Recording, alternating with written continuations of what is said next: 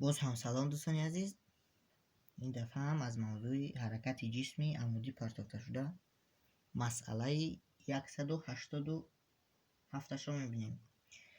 در مسئله 187 گفته شده است جسم از بلندی 80 متر آزاد افتاد.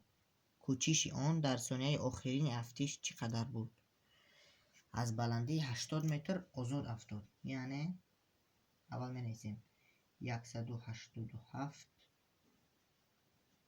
داده شده است.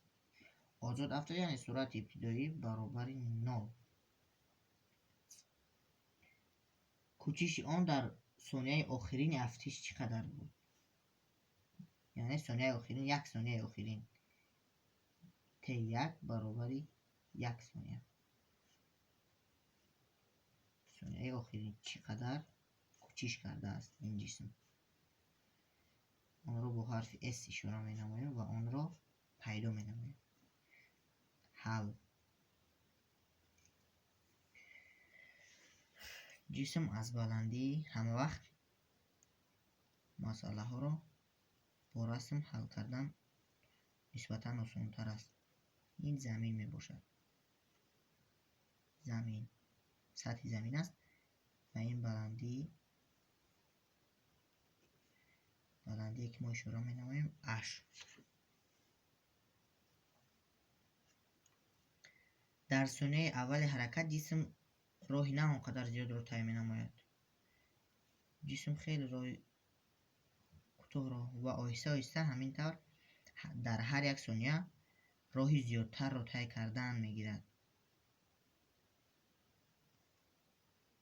1 2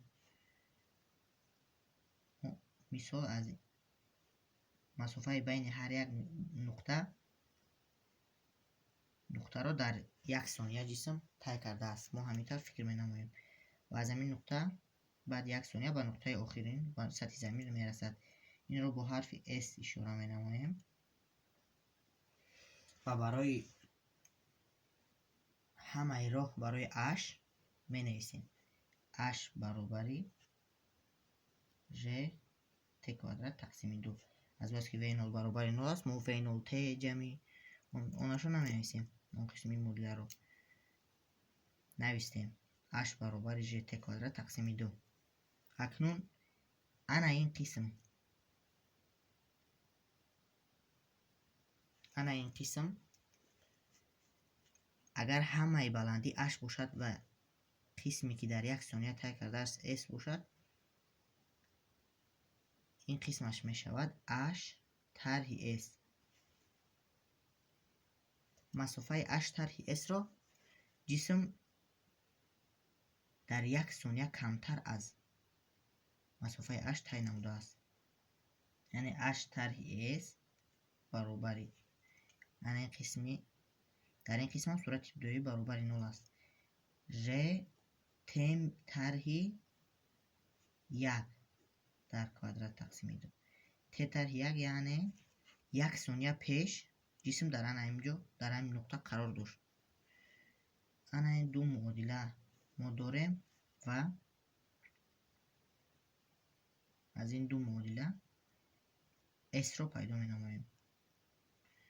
در جای H ما می نویسیم معادله دوم را یک بار دیگر می نویسم برای فهم شدن. H طرح S برابر G T طرح 1 کوادرات تقسیم 2. T طرح 1 معنای آن را دارد که یک ثانیه پیش از به زمین زدنش، یعنی در پیش از ثانیه آخرین حرکت جسم در این نقطه در مسافه H طرح S از نقطه بلندی قرار دارد. در جای H می نویسیم که G T کوادرات تقسیم 2. G T کوادرات تقسیم 2 طرح S برابر G T طرح 1 کوادرات تقسیم 2. تمام از این معادله S را می یابیم. S برابر G T کوادرات تقسیم 2 طرح G T طرح 1 کوادرات تقسیم 2. پیش از S علامت طرح است و برای همین S با این طرف برابری جای عوض می نماید. ما S رو به این طرف آوردیم و این اعضای این طرف برابری رو به طرف چپ کشوندیم. برابری خیلی که ما میبینیم ژ تقسیم دو ژ تقسیم دو در هر دو اعضا هستند. آن را از قوس میبرانیم. ژ تقسیم دو در قوس میموند ژ کوادرات ت کوادرات طرح ت طرح یک کوادرات برابری ژ تقسیم دو ت کوادرات باز هم قوس و این از فرم ضرب مختصر می نویسیم. فرمای فرق کوادرات ها ا کوادرات جمع ب کوادرات طرح دو ا ب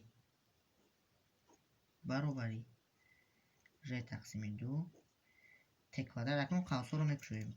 طرح ت کوادرات طرح یک کوادرات یک میشه جمع این طرف با این طرف جمع میگردد جمع دو ت برابری ت کوادرات طرح ت کوادرات میشود 0. اونها اصلاح میشوند.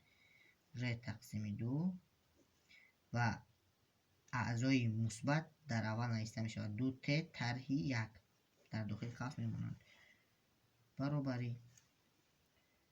اکنون با ما ت هم معلوم نیست. ت وقتی عمومی حرکت می باشد. در اینجا ما باید قید میکردیم که جسم از بلندی 80 متر اش رو ما در اینجا ننویسیم. اش برابری 80 متر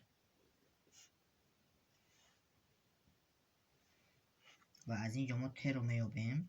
از این معادله اولی که نوشتیم ت رو میابیم. ت برابری 2h تقسیم ژ. در اینجا میگذاریم ژ تقسیم 2 در قوس 2 ضرب 2h تقسیم ژ میشود 2h تقسیم ژ طرح 1 برابری ژ تقسیم 2 5 ضرب 2 ضرب 80 160 تقسیم 10 16 از ریشه 16 میبره 4 طرح 1 برابری از 8 یک رو بگیریم 7 7 کرد 5 35 متر. جواب مسئله 167 لیمکویچ. اکنون جوابش رو میبینیم 167 87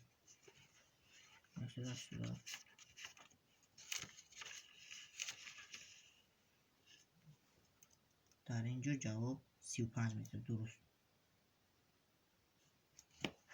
تمام. یک مسئله دیگر رو هم حل کردیم.